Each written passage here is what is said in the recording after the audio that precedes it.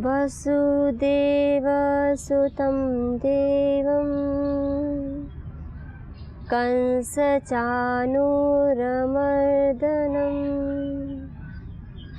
देवकी परमानन्दं नमामि योगेश्वरं नमामि योगेश्वरं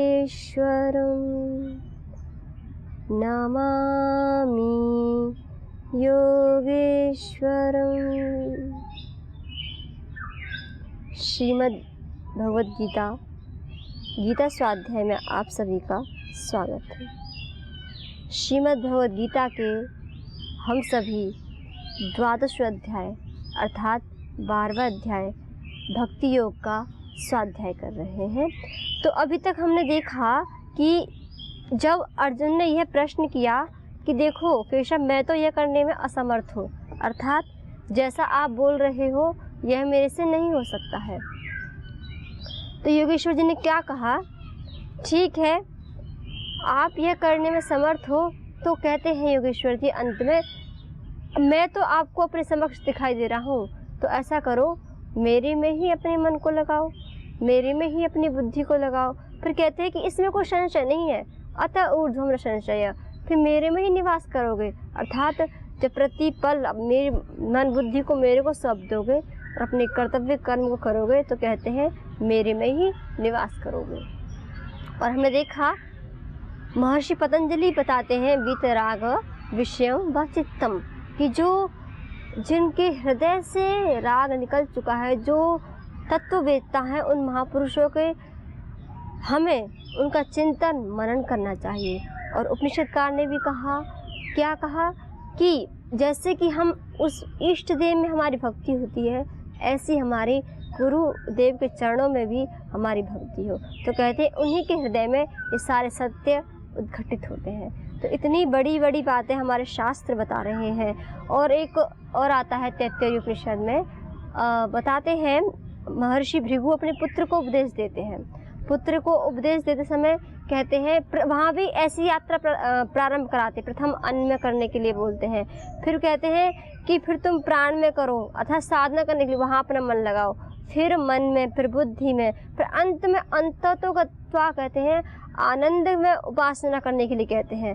तो यह एक क्रम है कि जो साधारण साधक होते हैं पहले उन्हें किसी की आलंबन की आवश्यकता होती है, आलंबन की आवश्यकता, फिर धीरे धीरे करके वो उनका फिर जैसे ही उनका मन एकाग्र होता जाता है तो फिर उनके हृदय में, उनके मन में, उनके अंदर यह सामर्थ्य पैदा हो जाता है कि फिर वह अगर अपने चित्त को अव्यक्त उस परम पिता परमेश्वर में भी लगाना चाहें, अगर वो ध्यान करना चाहें तो कर सकते हैं, और शांत होकर बैठना चाहें तो बैठ सकते हैं। उनके हृदय के अंदर यह सामर्थ्य उत्पन्न हो जाता है।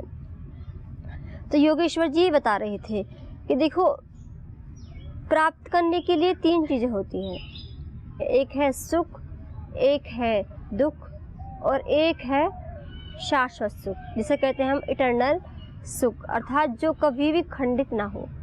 तो देखो सुख को प्राप्त करने के लिए मनुष्य को थोड़ा प्रयत्न करना पड़ता है, कि थोड़ा प्रयत्न करे तो सुखी जी लेता है।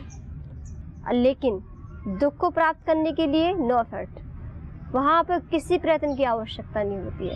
आप अपना कर्तव्य कर्म छोड़ दो, आप कर्म करना छोड़ दो, आप स्वतः ही दुखी हो जाओगे। दुख प्राप्त करने के लिए कोई एफर्ट करने की आवश्यकता नहीं होती है। जो आपका निश्चित कर्म है, आप वह जैसे ही उससे आप नीचे आते हो, जैसे आप उनसे छोड़ देते हो तो आप स्वतः ही दुखी हो जाते हो। और फिर हमारे ऋषिगण कहते हैं एक होता है शाश्वत सुख, अर्थात इटर्नल सुख, जो कभी भी खंडित ना हो। लेकिन उसको प्राप्त करने के लिए तो अत्यंत पुरुषार्थ करना पड़ता है, जिसको हमारे ऋषिगण भी कहते हैं कि अत्यंत पुरुषार्थ अत्यंत सिद्धि की, बहुत प्रचंड इसको कहते हैं, एक परिश्रम करना पड़ता है। जैसे कि हम एक लौकिक उदाहरण ही ले लें।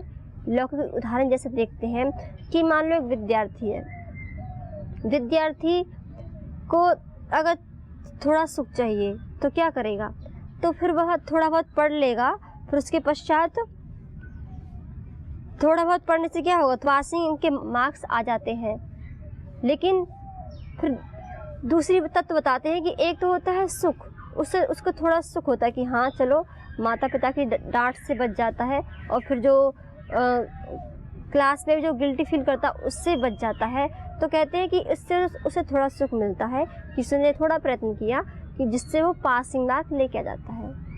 ये हो गया थोड़ा सा एफर्ट करना।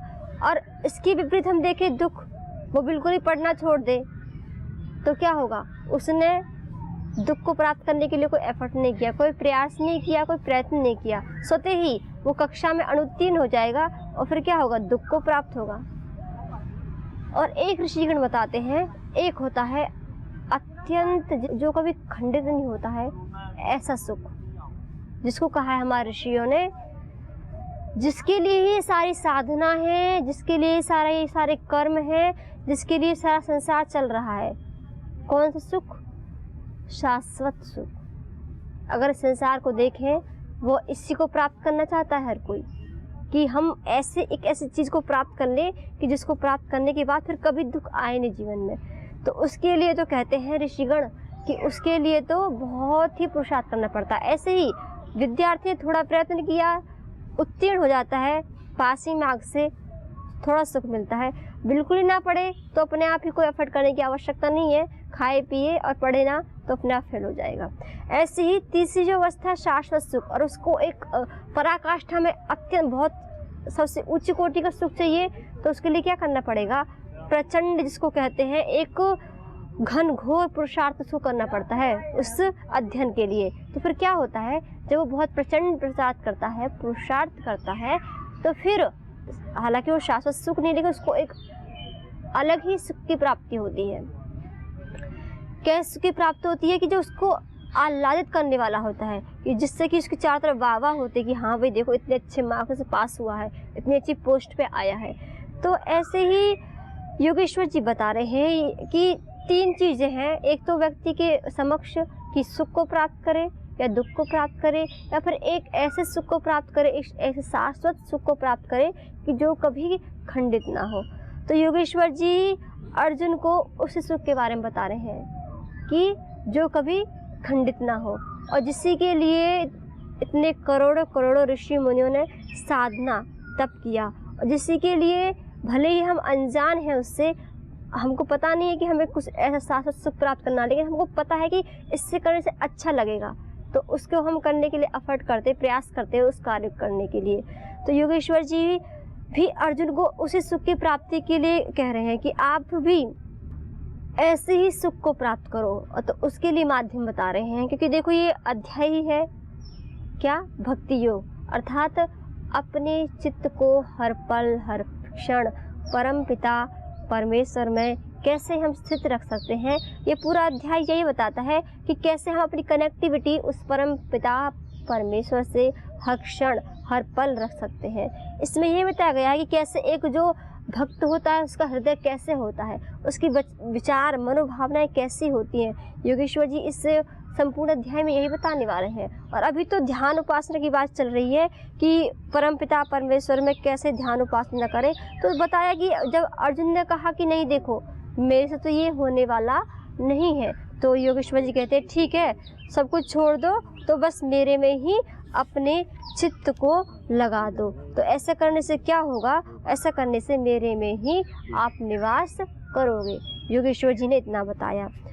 देखो जैसा कि योगेश्वर जी कह रहे हैं कि भगवान की शरण लो, अर्थात आप सब कुछ करके भगवान की शरण लो। तो ऐसे ही एक उपनिषद में एक जब प्रसंग चल रहा होता है, जो ऋषिगण बता रहे हैं, ऋषिगण एक स्वर से कहते हैं कि हमें अगर सुख चाहिए, जो शाश्वत सुख जिसकी हमने अभी बात की थी, तो उस उच्च कोटि के सुख के लिए तो कहते हैं उसी परम पिता परमेश्वर की आप शरण में जाएं। तो कहते हैं सर्वेन्द्रिय गुणाभासम सर्वेन्द्रिय विवर्जितम सर्वस्य प्रभुमीशानम सर्वस्य शरणं बृहत्। तो ऋषिगण कहते हैं सर्वेन्द्रिय गुणाभासम सर्वेन्द्रिय विवर्जितम सर्वस्य प्रभुमीशानं सर्वस्य शरणं बृहत्। तो जैसा कि योगेश्वर जी बता रहे हैं, उसी का अनुमोदन कर रहे हैं उपनिषदकार। यह तैत्तिरीय उपनिषद की कथा है। इसमें बताते हैं ऋषिगण जब कि जो सर्वेंद्रिय गुणाभासम सर्वेंद्रिय विवर्जितम, कि जो सर्वशक्तिमान सारे संसार को चलाने वाला जो परमेश्वर है, परम पुरुष परमात्मा, समस्त इंद्रियों से रहित, जो देहेंद्रियों का भी हमारे जो सारे समस्त संसार में जो देहेंद्रिय जो मनुष्य उनका पालन करने वाला है, और जो देहेंद्रियों से रहित है, तो कहते हैं तो सबके स्वामी, परम समर्थ, परम शासन करने वाले, अर्थात जिनकी सत्ता से सब कुछ हो रहा है। तो कहते हैं ऋषिगण कि जीव के लिए सबसे बड़े आश्रय वही है। आश्रय शरणागति का एकमात्र स्थान वही है। मनुष्य को सर्वतो, अर्थात सर्वतो का अर्थ यहाँ पे लिया गया है कि अपनी जो भी उसकी समस्त कर्मेंद्रियाँ हैं, ज्ञानेंद्रियाँ हैं, मन है, बुद्धि है, जब वो कोई भी कर्म कर रहा हो तो समस्त इन सर्वतो भावेन, अर्थात सभी भाव से जब वो इनके माध्यम से कोई भी कर्म कर रहा हो तो उसकी शरण में जाता जाए, बिना उसकी शरण में जाए कोई कार्य ना करे, अर्थात उसके ही आश्रय में रहे। तो कहते हैं मनुष्य को सर्वतो भाव से उसी की ही शरण लेनी चाहिए। और जैसा कि योगेश्वर जी ने बताया था कि फिर अगर जो साधक मेरे में निवास करेगा, तो कहते हैं अत ऊर्ध्वं संशय। तो ऐसे ही वेद की ऋचा भी कहती है, क्या कहती है? अहमेव स्वयमिदं वदामि जुष्टं देवैरुतमानुषेभि यं यं कामये तं तमुग्रं गृणोमि तं ब्रह्माणं तं सुमेधां च। तो कहते अहमेव, ये वेद में ये परम पिता परमेश्वर स्वयं कह रहे, अहमेव स्वयं इदं वदामि जुष्टं देवीर्तमानुषेभि यं यं कामये तं तम उग्रं कृणोमि तं ब्रह्माणं तं विष्णुं तं सुमेधां च। तो जैसा कि योगेश्वर जी बता रहे हैं कि मयि एव मन आधत्स्व मयि बुद्धिं निवेशय, उसी भाव को यह वेद की ऋचा भी कह रहे कि मैं स्वयं, यह मेरा स्वयं का ये इतना बड़ा आश्वासन है। जैसे कि योगेश्वर जी आश्वासन दे रहे हैं अर्जुन को, ऐसे ही वेद भगवान भी आश्वासन दे रहे हैं मनुष्य को कि अहम एव स्वयं इदम वदामि, कि मैं ही ये स्वयं कह रहा हूँ, जुष्टम देवृतमानुषेभि, कि जो समस्त इंद्रियों से सारे भाव से मेरी शरण में आ जाता है, तो कहते हैं यम यम काम ये तम तम उग्रम करोमि, कि जो जो वो कामना करता है सारी मैं उसकी पूर्ण कर देता हूँ। और फिर कहते हैं तम मेधाम तम सुमेधाम च तम ऋषिम, अर्थात मैं उसे उस ऐसी मेधा से, ऐसी दिव्य मेधा से मैं उसे युक्त कर देता हूँ, मैं उसे ऋषि बना देता हूँ। तो देखो इतना बड़ा आश्वासन वेद भगवान दे रहे हैं, स्वयं योगेश्वर जी दे रहे हैं। तो ये तो एक ऐसा आश्वासन हो जाता है जैसे कि एक बहुत बड़े पद पर प्रतिष्ठित कोई व्यक्ति अगर कहे किसी भी व्यक्ति को कि तुम अपना ये कार्य करते रहो और मैं आपके साथ हूँ, और जो भी आपको आवश्यकता हो मेरे से ले लेना। एग्जाम्पल की हम ले सकते हैं, जैसे कि अब सबसे बड़े प्रतिष्ठित अगर हमारे देश में कोई है तो माननीय प्रधानमंत्री जी हैं। तो अगर वो किसी को कह दें कि ठीक है बेटा तुम ये कार्य करो और जो भी आवश्यकता हो मैं आपके साथ हूँ, तो हमें कितना बड़ा बल मिलता है, बहुत बड़ा बल मिलता है। तो हम एक ऊर्जा के साथ उस कार्य में लग जाते हैं और उसे पूर्ण करके रहते हैं। तो ऐसे ही आश्वासन दे रहे हैं योगेश्वर जी कि जिससे कि साधक को बल मिले, शक्ति मिले, ऊर्जा मिले। कि कितना बड़ा आश्वासन है कि एकदम ऐसे जो है मन खिल उठता है कि देखो हमारे वेद भगवान ने, योगेश्वर जी स्वयं इतना बड़ा आश्वासन दे। लेकिन ये आश्वासन हमारे जीवन में सज्जनों तभी घटित होते हैं जब हम चलते हैं, अर्थात जैसा कि वो बता रहे हैं उस मार्ग पर चलते हैं, अपने जीवन में वो आचरण लेके आते हैं, तो स्वतः ही जैसा कि योगेश्वर जी बता रहे हैं ये सारे के सारे जो भी आश्वासन है वो साधक के जीवन में घटित होते जाते हैं। तो ये इतने बड़े बड़े आश्वासन जो हमें स्वयं वेद भगवान दे रहे हैं, योगेश्वर जी दे रहे हैं। और फिर एक और वेद भगवान कहते हैं कि यदंग दासु से तमग्ने भद्रम करिष्यति, कि जो मेरे में अपने आप को समर्पित कर देता है मैं उसका कल्याण ही कल्याण करता हूँ। ये वेद भगवान की ऋचा है। और फिर भागवत पुराण में भी एक बहुत अच्छा प्रसंग आता है। वहाँ बताते हैं, भागवत पुराण में उद्धव जी से कहते हैं भगवान श्री कृष्ण क्या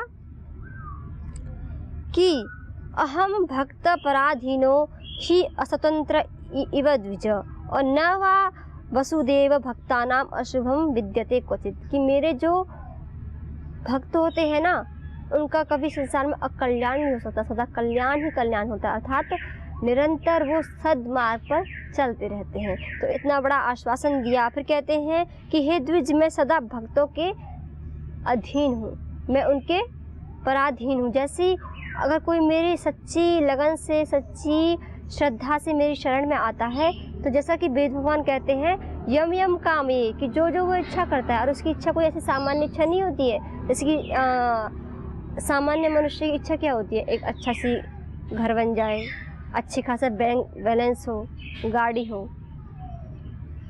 घर परिवार में बेटा हो, अच्छा सब कुछ हो, पोते पोती हो। ये एक सामान्य मनुष्य की मांग होती है, उसकी ये इच्छा होती है। संसार में देख सकते हैं आज पूरा संसार चल रहा है, सबकी यही होता है कि एक अच्छा सा घर हो, गाड़ी हो, बैंक बैलेंस हो, और बस फिर वो सोचते हैं कि इसमें ही पूरे जीवन की धन्यता समझते कि बस जीवन और सब अच्छे से रहे अपने घर में, बस उसमें ही जीवन की धन्यता समझते हैं।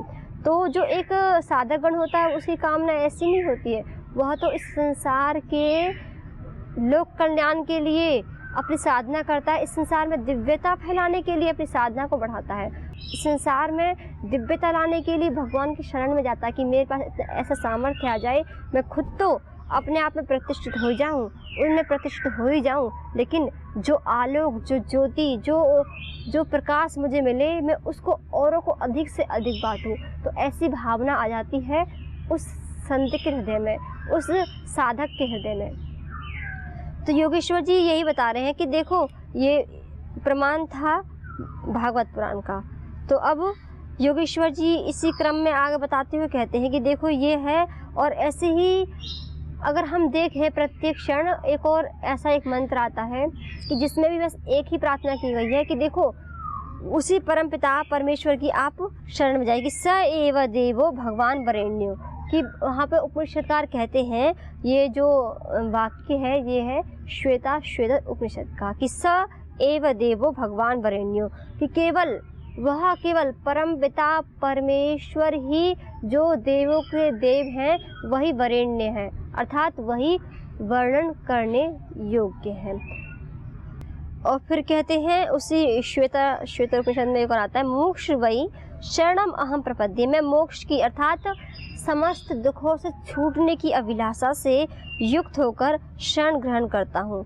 तो ऐसे साधकों की ये उपनिषद जो सारी ऋचाएँ हैं, इसलिए हम उदाहरण दे रहे हैं कि देखो ये सिर्फ ऐसे नहीं कि सिर्फ पुस्तकों में लिखा है, ऐसे घटित भी हुआ है। और आपको अगर प्रैक्टिकल करना है, अगर आप ऐसे सुख की अगर आपको मांग है, तो फिर यह मार्ग पकड़ना पड़ेगा।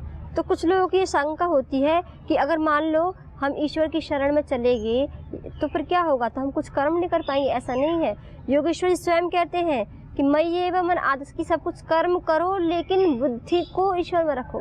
यह भाव है इसमें कि जो भी कर्म करे अपनी बुद्धि को उनसे, अपनी कनेक्टिविटी जो है, जो अपनी डोर है, वह ईश्वर से जुड़ी रहे और अपने सारे कर्मों का हम निष्पादन करें। और जिस भी क्षेत्र में है, या हम गृहस्थ में है, संन्यास में है, या हम विद्यार्थी हैं, हर एक क्षेत्र में रहते हुए, हर एक फील्ड में रहते हुए, हर एक कार्य करते हुए हम इस स्थिति का अनुभव अपने जीवन में कर सकते हैं। तो योगेश्वर जी ये बता रहे हैं कि योगेश्वर जी यही चाहते हैं कि जो साधक है वो अपने जीवन में क्या करे, निरंतर उस अधोगति को छोड़कर वह निरंतर उच्च गति को प्राप्त होता रहे।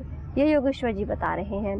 तो अब इतनी बात तो बता दी योगेश्वर जी ने, फिर भी अब योगेश्वर जी कहते हैं कि हे अर्जुन, अगर आपको यह भी नहीं लगता है ना कि पहले बोला कि आप ऐसा करो कि सारे कर्मों को ईश्वर को समर्पित करो, फिर उनकी शरण में जाओ, फिर बोला कि मेरी शरण में आओ, अगर कुछ नहीं दिखता तो मैं तो दिख रहा हूँ।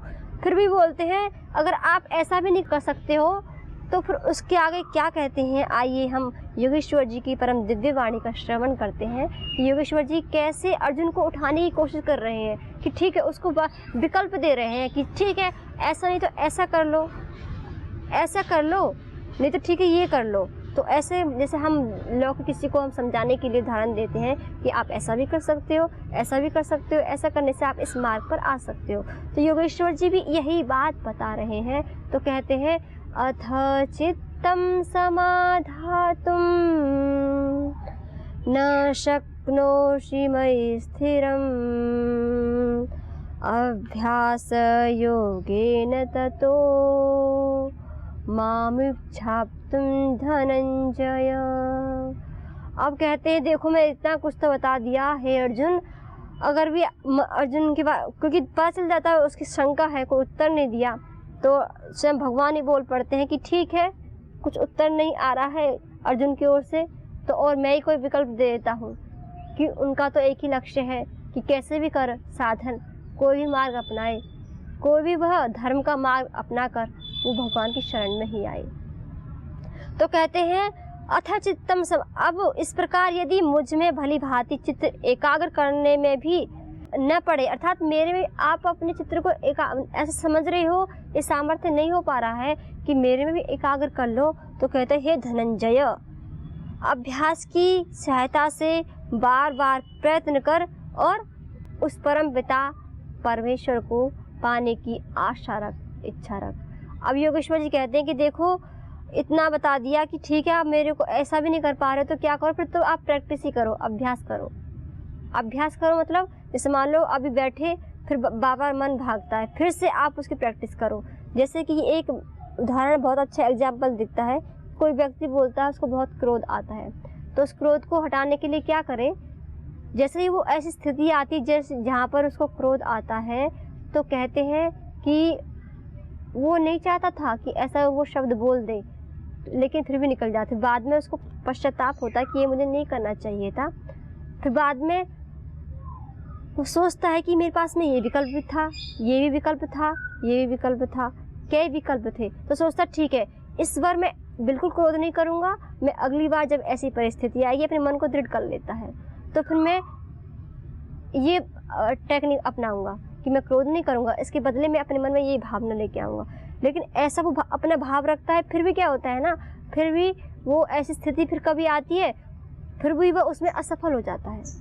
ऐसे उसके 3-4 बार 10 बार भी हो सकता है ऐसे करते करते, लेकिन वह जो उसका एफर्ट है, जो उसका प्रयास है, वो कभी व्यर्थ नहीं जाता है। लेकिन ऐसा करते करते वो प्रैक्टिस करता है, करते करते फिर उसकी एक सामने ऐसी परिस्थिति आती है कि जहाँ उसको पहले जैसे उसके मन में क्रोध के भाव आते थे, अब वह अपने मन में क्रोध के भाव को न लाकर अच्छे दिव्य भावों को ला सकता है। वो कैसे आता है, वो प्रैक्टिस से आता है। तो ऐसे योगेश्वर जी कह रहे हैं कि धीरे धीरे साधक क्या करे, प्रैक्टिस अर्थात धीरे धीरे अभ्यास के द्वारा बढ़ाता जाए कि मैं इस बार ऐसा करूँगा कि इस बार इतने 10 मिनट अभ्यास किया, फिर 15 मिनट किया, 20 मिनट किया, ऐसा करते करते अपने अभ्यास को बढ़ाता जाए और अभ्यास को बढ़ाते बढ़ाते अपने चित्त को उस परम पिता परमेश्वर में एकाग्र करता जाए। तो योगेश्वर जी, क्योंकि भक्ति योग हम स्वाध्याय कर रहे हैं, और भक्ति क्या होती है कि जब साधक भक्ति के माध्यम से